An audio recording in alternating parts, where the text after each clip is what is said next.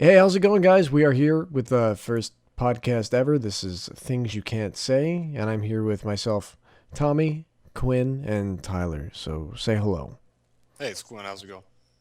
Hey, it's Tyler. How you guys doing? He just copies Quinn's introduction.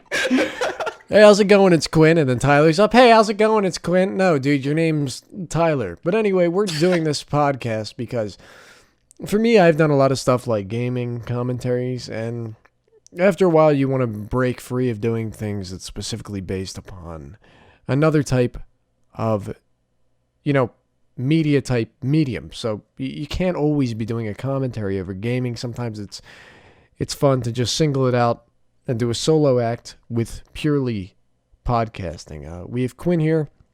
We've been talking about doing a podcast for a while. And Tyler and I, we find ourselves on the phone every day whispering sweet nothings about political agreements. And we thought, wouldn't it be good to just do a podcast and record these calls? Maybe Republicans are racist. exactly. Yeah, Republicans are all racist, stuff like that.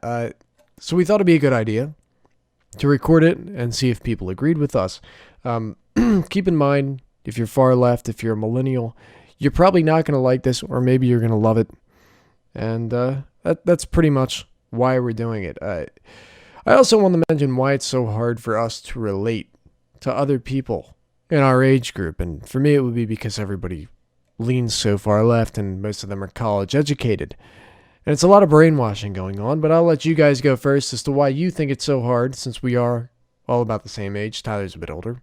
Why it's so hard for people to correlate and understand our thoughts on certain societal, economic, and political issues. Well, All right, cool. really, the I guess the hardest part I have is a lot of people my age enjoy the, which a lot of them are far left, but they enjoy the party scene. Um, and in my lifestyle, I'm not really about that. It's more about the, um, trying to make everything at home work scene. I don't really have a whole lot of time to go out and party and drink all the time and smoke pot and all. I don't do any of that. I'm more focused on at home. And I think that's probably what separates me from people in my age group, which is probably why the uh, woman I'm with now is much older than I am, because I don't think I could stand anybody, or I say much older, not much older. I don't think I could stand anybody really in my age very much. Yeah. What about you, Tyler?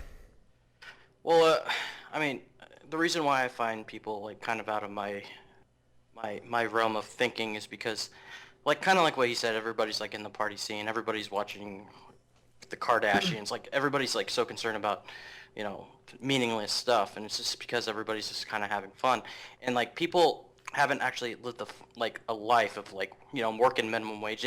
Like here we have all these people advocating for like minimum wage when they're like 18, 19 years old. They haven't even worked a minimum wage job, so they don't even know what minimum wage is. I've worked minimum wage, and I've kind of just worked my way up, and a lot of people don't do that nowadays. They just go to school and they get, all this education, that their parents pay for, and they actually don't know how real life is. So I think that's a very, very fine difference between me and a liberal. Absolutely. And another thing, too, that's kind of funny, what you'll notice is that people, they do care. Listen, whoever you are, there's something you care about strongly. But what I've noticed is that when you bring up stuff that is actually earth-shattering, things that matter, they really have a strong distaste to it. And it's a little bit odd because they have such a strong distaste and they think that you're the weirdo. And you come up to them and you'll say, man, can you believe about that last shooting? Or can you believe these new policies you're going through? Can you believe the new scandal? And this isn't just one party or the other. This is in general. God forbid. Yeah, yeah. And they look at you and they just nod your head as if you're the weird one. And you think that you're a product of your environment.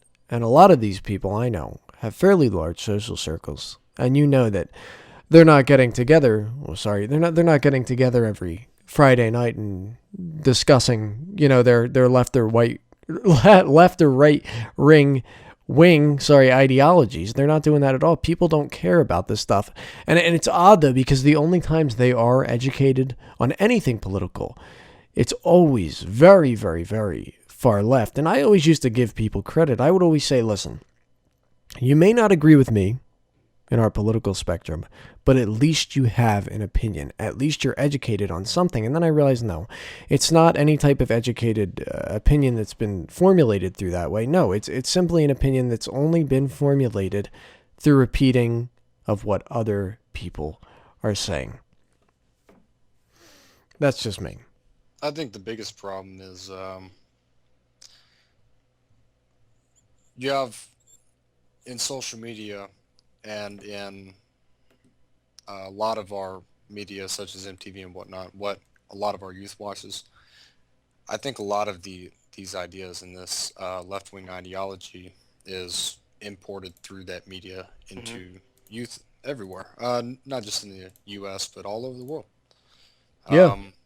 And I think that's probably the single biggest issue is that a lot of these people, they hear these things, they're like, oh, that sounds wonderful, but they don't think past that. They just hear it and it sounds good and they take it for face value and push for it. They don't sit and analyze it. Right. There are, several times where I'll get in a debate with somebody online and I'll argue against something that I agree with just to see what is said. Not necessarily that I want to prove them wrong or anything, but I want to see from the other perspective what people are going to say back to them if somebody was arguing their point. Absolutely. Especially in regards to guns, there was somebody that I was having a conversation with, and I've noticed this on both sides, regardless which side of the argument you're on, but, which y'all know my position on firearms. I'm all about firearms, but Yeah. I wanted to Second see Amendment. I wanted to see what somebody else's disposition was and how they thought about firearms in detail. And so what I ended up doing is I argued against them on firearms. Basically, my argument was that they should all be banned. And they were arguing back, and none of their points were, I don't think they should be banned, but none of their points that they were arguing back with were solid. You could tell it was just stuff that they were repeating from elsewhere. And liberals do the same thing with their ideology. So I don't think you can credit liberals or conservatives or Republicans or Democrats, either one, with actually knowing their argument. They just repeat what they hear. But I think you're going to hear it much more from liberals due to the fact that, on Twitter, like when I started posting my political views, and if you guys don't know, I did a lot of gaming videos and things like that, and you have to remain moderate because, listen, let's be realistic. No one gives a shit about your political views. But what was so funny is that when you started saying this stuff, if I had a big channel, this would be, let's say I made money off of it, this would be considered a type of career suicide, because I would honestly say it's 9 out of 10 that are really, really, really left-wing. And it's not so much that they're educated on these topics as they are very good at repeating and condemning people. Exactly. They're very good at, and you know what? It's funny. What I'm getting to is that if you go against this left-wing group, this herd of people, you'll notice that they are vicious. They claim that they're tolerant, but then once you go against them, these millennials, once you go against them, they will absolutely eat you alive, and there is zero tolerance for anything that you have to say, although they claim that they're tolerant. It's like they're for everybody against their own. They're for every minority and handicapped person except the people that disagree with them. Well, so let me speak. Go ahead. Let me speak to that point. It's not 9 out of 10%. Okay, there's a majority that are, right wing. It's just they're so afraid. Liberals have made conservatives so afraid of fearing that they're gonna be called racist or be called a bigot or be called whatever. They're afraid to be called a name, so they don't have a voice. So what they do is shut up, and to their credit, they have made conservatives shut the hell up. Yeah, exactly. They scare you into submission. That's what they do. But you know what? It's gotten to the point where, just like anything else, when people push you around, or they try to threaten you with their vitriol. Everyone at first being called a racist back in the early 2000s, or at least for me, was bizarre. You'd think, oh no, I don't want to be branded with that. But what they've done that's backfired is they've branded the word and they've used it so much. It's like when you're talking to a girl you know that's not interested, and there's LOL after every sentence, or they put cool after every sentence, or ha ha ha after every sentence. Don't ask me how I know this. You realize that they want nothing to fucking do with you. But what I mean is the term racism is completely lost its luster. It doesn't mean anything anymore, and I think that's good because people are going to start saying, listen, we're fucking tired. We are so fucking tired of you throwing that word around. It doesn't mean shit anymore. Everything's racist now. And you know, they stick up for these minorities so much, but I hope that the minorities come together, and so with us, you know, white conservatives, we start to think like these people White that and are, black. yeah, that are, well, no, because they're not the majority. And I hope we all come together and realize, like, listen, it's these leftist whites that are pushing you down and telling you that there's something wrong with you when there's not. There's nothing wrong with you at all. They're putting this victimhood on you, and you're To make them believing feel it. better about themselves. Yeah, exactly, and also to get their vote. Well, and there's a saying that yeah, I really like that is very, very famous. If you give a man a fish, feed him for a day, teach a man to fish, feed him for a lifetime. And I, I, I, I'll go and tell that to people, and they disagree with it. Like in regards to, and well, the example I use it in is the way our system is set up to cater towards people that are less fortunate, or how whatever terminology you want to use, people that live off of government benefits and everything. And my whole thing is I'm not against government benefits, but I also understand it's to get you by, to get you to a better place. It's not a way of life, but you have these generations of just children that grow up on welfare, and then that's how they know to live. And so Yeah. that's what they do. And then they have kids and they live that way. And then when they grow up, that's what they do. And so it's gotten to the point where they're dependent on it. They don't have the initiative or the drive to go out or they don't even, they're not raised with the knowledge that they can do this. But They, you know what though? I think it would be fine if there was if people worded things like you, and it was, this is the problem we have. Where we go wrong is that you can't state a solution without being homophobic, transphobic, racist, classist. You know what I mean? Like, that's the Islamophobic. thing, is that we know what the problem is, but then when everyone's too afraid to touch how to fix it. They're too afraid because you get nailed with these verbal brandings. And that's where we go wrong. I'm sorry, I didn't mean to cut you off. I apologize. But you know what I mean? It's very difficult for people to try to fix these things when if all you do is complain about it. Oh my gosh, let's just give an example, right? Oh, I broke my leg. Oh, it hurts so bad. It hurts so bad. And then when you say, all right, lay down, I'm going to pick it up. We're going to see where it hurts. No, don't touch me. Don't touch me. yeah, You're going to cause even more pain. It's like, well, listen, do you want to sit here and have a broken leg and have it heal incorrectly, or go through your whole life limping around like an asshole? Or do you want someone to fix it? And they don't want either. So what do you do to that? What do you do? well, and a lot of people, and even you guys may disagree with me on this, but my mentality is I'm willing to try to help somebody once.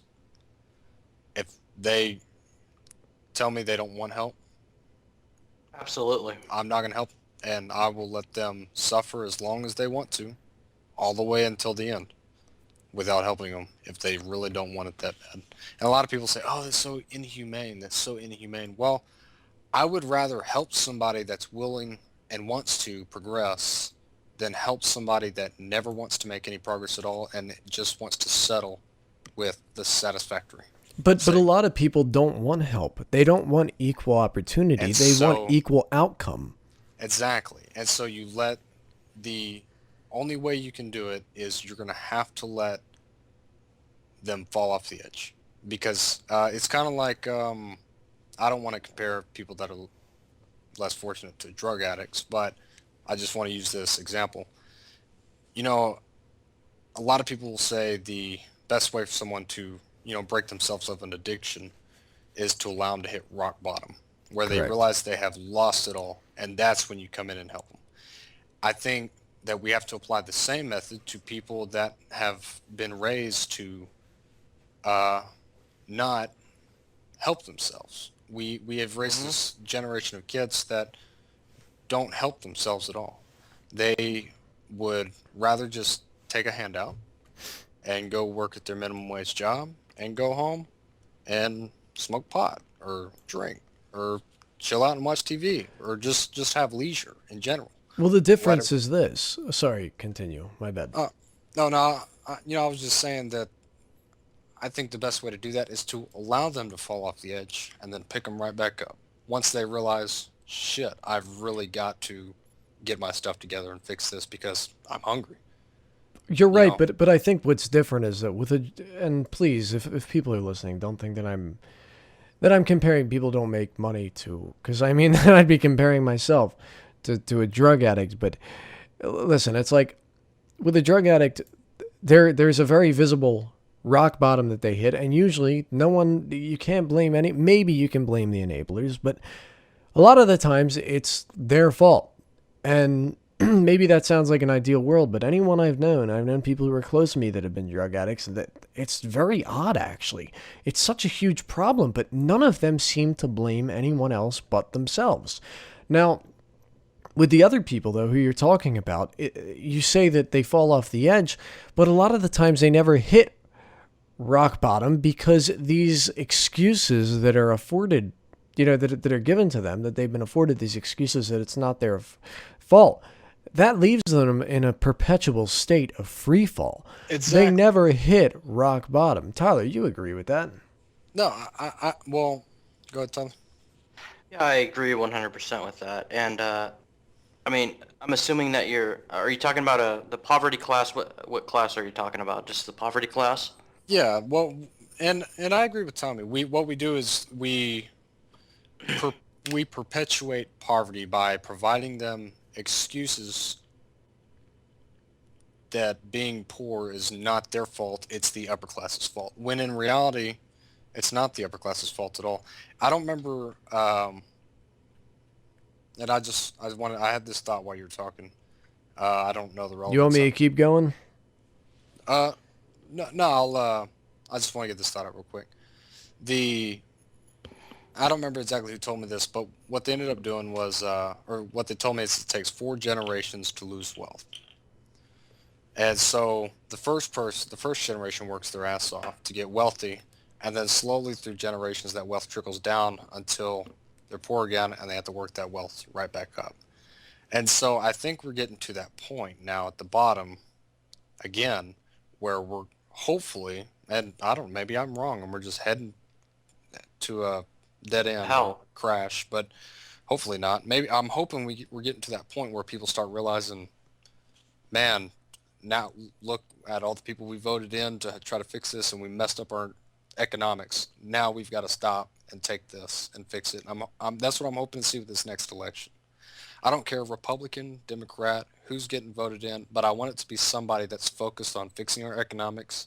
And it's not poverty that I want fixed. It's drive, motive, and initiative that I want fixed. We've trained these people to be needy, but not to take the initiative to go out and get what they need, Yeah. just to go and ask for it, and to not just to go and ask for it, but to expect it as if it's just granted and provided, when it's not. You have to get out and work. You have to put in effort. You have to try to make something happen. You can't just sit and say, well, life's just not giving me what I need, so I'm going to go down to the office, whichever government office, take your pick, and go and get whatever benefits I can get. You can't go and do that.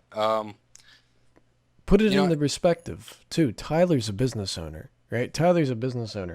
And Tyler, if people were to come along and let's say whichever X, Y, or Z presidential candidate or would come along and tax you 91%. Do you think that would hurt? I mean, obviously, you would, that would hurt the economy because you'd probably move out. You wouldn't be able to keep going. There's no way in hell you'd be able to keep going. And they think that taking from people that have it helps when in fact the people who have it are the ones creating the jobs. I mean, what do you think as a business owner? First of all, I have to disagree. Whether it's a Democrat or Republican, I don't want a Democrat in office. This country has turned so politically correct, and that's what the Democrat Party, they have gone so far left that everything is just so politically correct, and I'm just sick and tired of it. And like, just for example, like, I'll get to like the business here pretty soon, but we've gone so politically correct. Like back in California, like the shooting in California, somebody saw suspicious behavior from those Islamic terrorists. Yeah. And nobody reported it because they were afraid to have racial profiling. They were afraid to get charged with that. Like, it's because we've literally have no voice. And Obama has said, and I hate to make this about politics, but Obama can't even mutter the words Islamic terrorism. He can't say that. And it's just a politically correct agenda that we don't need. So I do care if it's a Republican or Democrat. But on the business side, I would have to, being taxed 91%, I took in $110,000 in 6 months. It's my first year owning a business. And if I'm taxed 91% and I have to pay my employees $15 an hour, I have to shut down my business. And not just me. Many other companies, larger corporations are going to move out of this country. Corporate inversions are real. I mean, you have Ford moving down to Mexico. People are going to move to different countries, and we're not going to have jobs, okay, if we have such a high tax rate and and such high wages for jobs that I was doing when I was 20 years old, and I didn't complain once. I worked out. I worked there and I saved my money. It's just like these, I don't know. It's just like these leftists, they just expect everything for nothing. Well, see, here's the issue, Tyler. You can't explain a success story like that, and I'll tell you why. The reason is because you say, oh, well, I did it, and so can other people. And you're right, they can. They can. The beautiful thing about the United States is, and people may not agree, but you could be born and it doesn't matter what your situation is, you can go do whatever the hell you want. You want to be a business owner? You can go do that. It doesn't matter what your family's history is like. You can go and do that. You keep your credit good, go get the loan, start your own business. There's so many grants and everything you can go get and not even have to pay those back. Grants are free. Just have to go and get them and go to school and then go get a loan. I mean, you can go and do whatever you want, but you can't use a success story like that because then somebody's going to come along and say, well, your one occasion doesn't count. That's confirmation bias. Yeah, I mean, that's a fair argument. But, yeah, I totally agree with that. But, I mean... Well, what I'm saying is that it's stupid because your success story should count. Yeah. But they discredit it with that term, confirmation bias. They discredit it. They say it doesn't count. That's confirmation bias.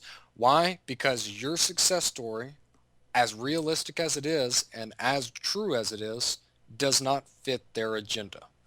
Because if you can do it, and that is indeed true, if you can do it, that means somebody else can do it, and that screws their whole agenda up because it doesn't fit the narrative they want to provide to the public. Yeah, completely. Agreed.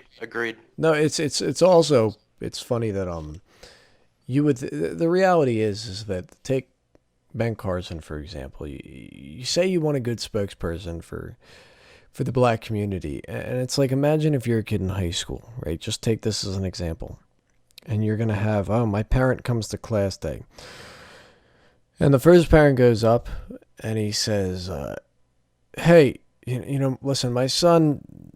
Don't take him seriously, guys. All you guys are holding him down. He's never going to do well for himself. He sucks at whatever he does, and it's a shame. Until you guys, start helping him with his grades, he's never going to be what you guys are.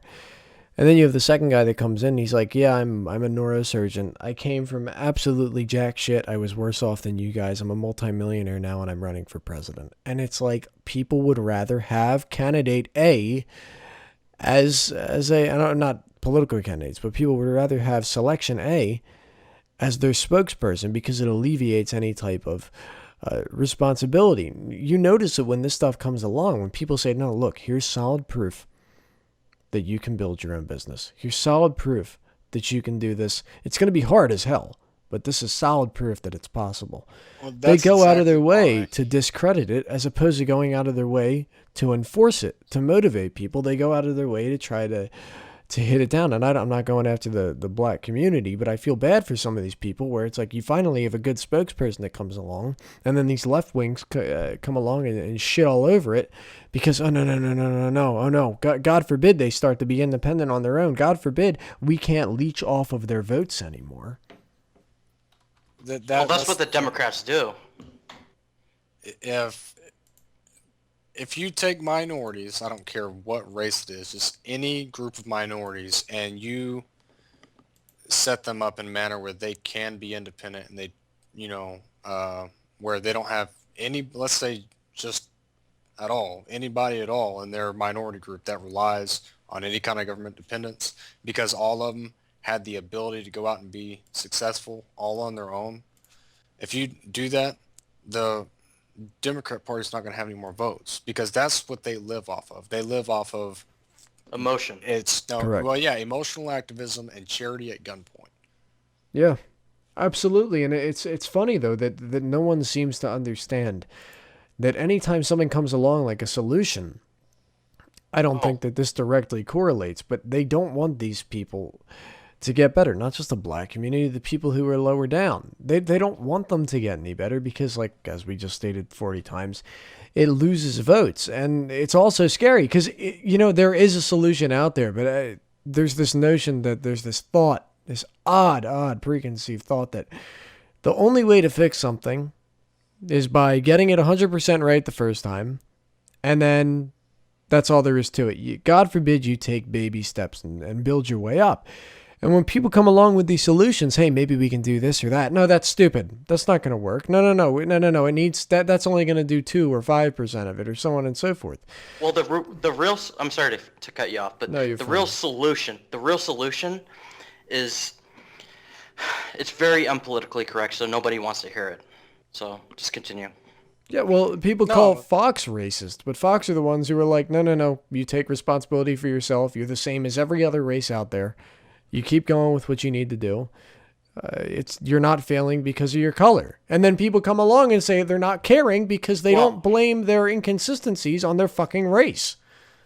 Well, I'll be the first one to say Fox isn't perfect, but I do listen to Sean Hannity. I mean, I don't listen to mainstream media anymore. It's just I've gotten so sick and tired of it. If you ever want like real news, Tommy, I don't know, we haven't really talked about this, but go to Breitbart. It's an independent news outlet that you can check out, and if anybody else wants to check it out and do some Sure. Now the liberals attack that too, man. Oh yeah, because it's independent. It's not a liberal. Yeah. If you ever quote anything off from them it's false and there's no proof, no evidence, it doesn't matter. You could, if you said, okay, take any news network that's not liberal and you said, I had a ham sandwich today, and you took a picture and then cut a piece of that ham sandwich off and took it with you, right? So you have proof that you had a ham sandwich, or that you at least had one. Then you write an article and put it on Fox or any news network that's not liberal bias, and write an article about this ham sandwich. A liberal will call you a liar and say it never happened, even if you still have part of this ham sandwich. It doesn't matter. Absolutely. Or they would twist it in a different way to make their agenda. No, he had a plausible. turkey sandwich. That's the Yeah. way that they win arguments, is because they say, I need word for word proof that he said this. And if it's even so much as a comma or a semicolon off, they discredit it, But anyway, guys, I hope you enjoyed this podcast. We're trying to do a half hour. We're at 2 minutes. We're at 29 minutes and 40 seconds. It's been a great time doing it. As you can see, we're very unbiased. But Who gives a shit? yeah, right. We've said hopefully we'll be a counterweight to what all the other entertainment. I know there's going to be a lot of laughter in that entertainment, but to what everyone else puts out, because I know, like, they are the vocal minority. It's not cool to be right when it comes to putting out any type of media. But I hope you guys enjoyed this, and we'll see you next podcast.